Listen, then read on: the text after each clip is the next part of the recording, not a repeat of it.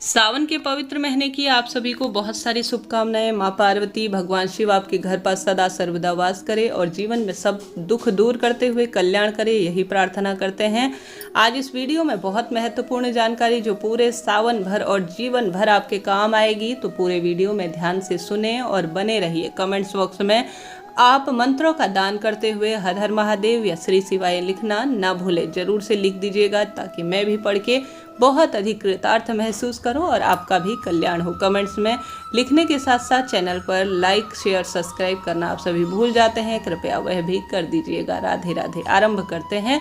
जैसा कि सावन का पवित्र महीना 4 जुलाई 2023 से शुरू हो जा रहा है और साथ ही सावन का समापन 31 अगस्त 2023 को होगा। सावन में शिव पूजा के लिए कुल 58 दिनों का हमें समय प्राप्त हो रहा है।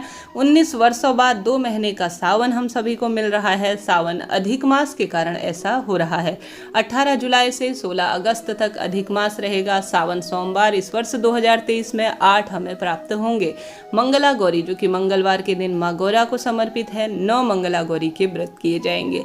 ऐसे में आप सभी कुछ शिव पूजा में ध्यान रखने योग्य बात है। सामान्य चलते फिरते भी खास तौर पर महिलाएं जो कि परिवार का केंद्र बिंदु होती हैं, कोई भी सरल सा कार्य करती हैं तो अपने लिए नहीं करती बल्कि पूरा परिवार इनसे सुख प्राप्त करता है और जीवन में सभी की जो है इनसे भाग्योदय होता है। देखिए, पति हो गए, बच्चे हो गए, वह अपने कार्य में संलिग्न है। प्रत्येक महिला भले ही कितना ही धन कमा ले या कुछ भी कार्य कर ले, परंतु वह घर सही पूर्वक चलाती है ना, अर्थात घर के सही ढंग से जो दायित्व होते हैं उनका निर्वाह करते हैं ना, तभी जो है पूर्ण रूप से परिवार चल पाता है। महिला भी हर संभव कोशिश करती है कि अपने पति, बच्चे या जो भी परिवार में उन्हें जिम्मेदारी मिली है उन्हें पूर्ण रूप से करे। इसी में पूजा पाठ भी आती है। पूजा पाठ का फल भी सभी को प्राप्त होता है। कुछ गलतियां जो है विशेष रूप से कई महिला या पुरुष जन भी वीडियो में बने रहे, ध्यान से सुनिए। कुछ गलतियां जो है आप पूजा पाठ में कर देते हैं। तो सबसे पहली गलती, सावन शुरू होने जा रहा है। निर्मल जनमन सो मोहे पावा, मोहे छल छिद्र कपट ना भावा। सबसे पहले शिव पूजा भले ही कम करें या ज़्यादा करें, परंतु सबसे पहले अपने आप को सावन में आप सभी अपने आप को शुद्ध कर लें। आपसी मतभेद जो है उन्हें पूर्ण रूप से दूर करें। छल कपट रोग दोष इत्यादि को दूर करने का प्रयास करें। मन में किसी के प्रति ईर्ष्या, किसी के प्रति जलन या जो है भेदभाव को पूर्ण रूप से महादेव को समर्पित कर दें और प्रार्थना करें कि सर्वे भवन्तु सुखिनः, सर्वे सन्तु निरामया, सर्वे भद्राणि पश्यन्तु, माँ कश्चित् दुःख भाग् भवेतः। सभी सुखी रहे, सभी निरोगी रहें।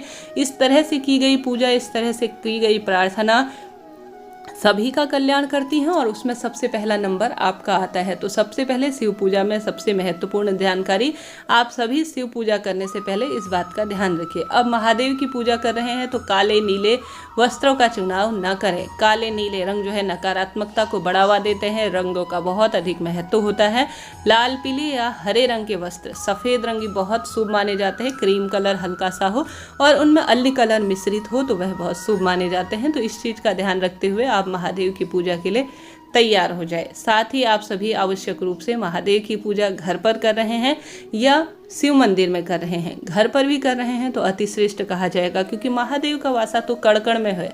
ऐसे में शिव मंदिर में काफ़ी भीड़ भाड़ भी रहती है। शिव पूजा के लिए पर्याप्त समय विधि विधान नहीं हो पाता, तो घर पर ही पूजा करें तो ज़्यादा श्रेष्ठ रहता है।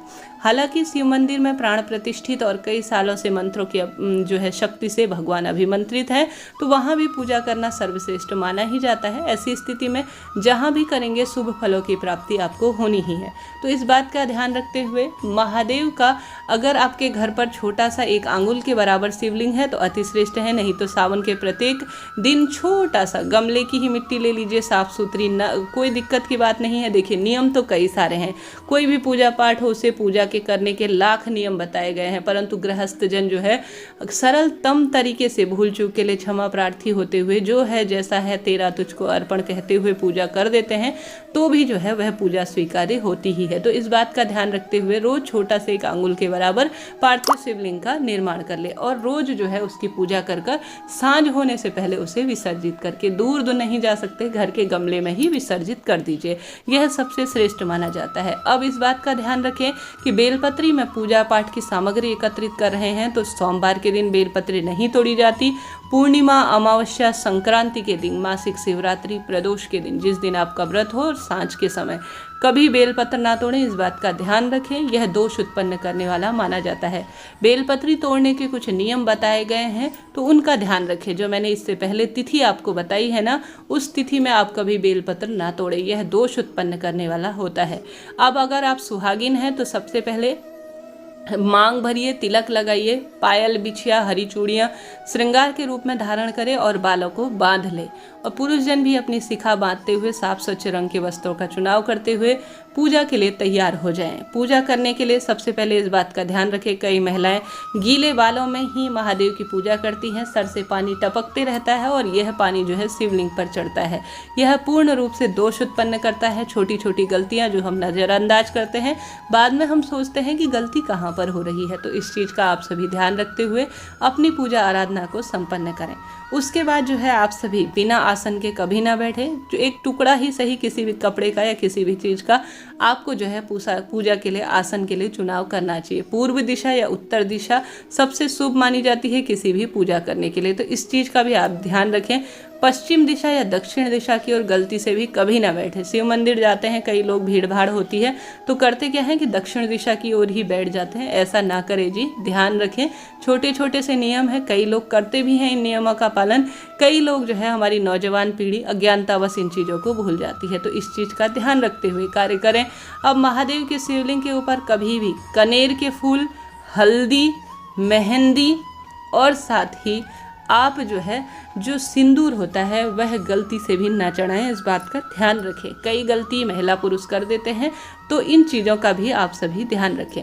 साथ ही कभी भी दूध, दही, घी, शक्कर इत्यादि पंचामृत बना रहे हैं तो दूध भी तांबे के बर्तन में ना डालें, अन्य वस्तु में मिलाकर ले जाएं, अन्य बर्तन में ले जाएं। यह जहर के समान माना जाता है जब यह तांबे की वस्तु में मिश्रित हो जाता है, तो इस चीज़ का भी आप सभी ध्यान रखें।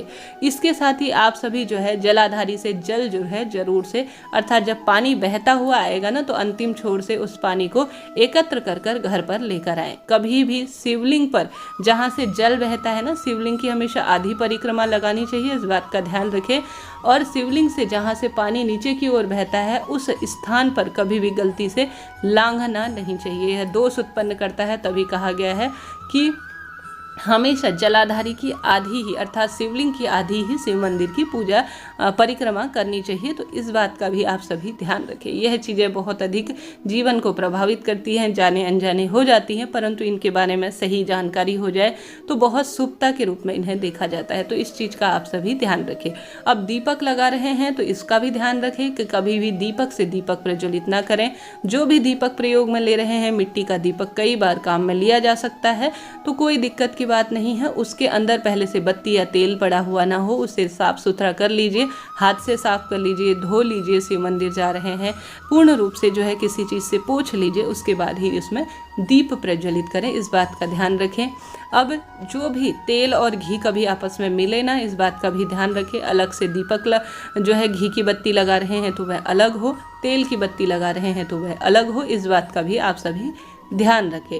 अब आप सभी अंत में पूजा आरती करने के बाद भूल चूक के लिए क्षमा प्रार्थी हों और हमेशा महादेव के शिवलिंग पर जल समर्पित कर रहे हैं तो जल घर से भरा हुआ ले जाएं। अब यह गलती नहीं कि शिव मंदिर में ही जल है, घर पर ही वहीं पर लोटा है, शिव मंदिर में गए और वहाँ पानी समर्पित कर दिया। इस चीज़ का भी आप सभी ध्यान रखते हुए शिव पूजा को संपन्न करें। साथ ही सावन के महीने में बात आती है भोजन की। सोमवार का व्रत कर रखे हैं या पशुपति व्रत कोई भी भोजन कर रखे हैं तो नमक पूर्ण रूप से वर्जित माना जाता है, अर्थात सोमवार के दिन खाया नहीं जाता, इस बात का भी ध्यान रखें। सावन के पवित्र महीने में अगर आप उस व्रत को कर रहे हैं, जिस दिन व्रत है उस दिन के नियमों में सबसे महत्वपूर्ण बात है कि कभी भी संभोग, पति पत्नी का मिलन ना हो, इस बात का ध्यान रखते हुए यह निषेध की श्रेणी में आता है, इसे सही नहीं माना जाता।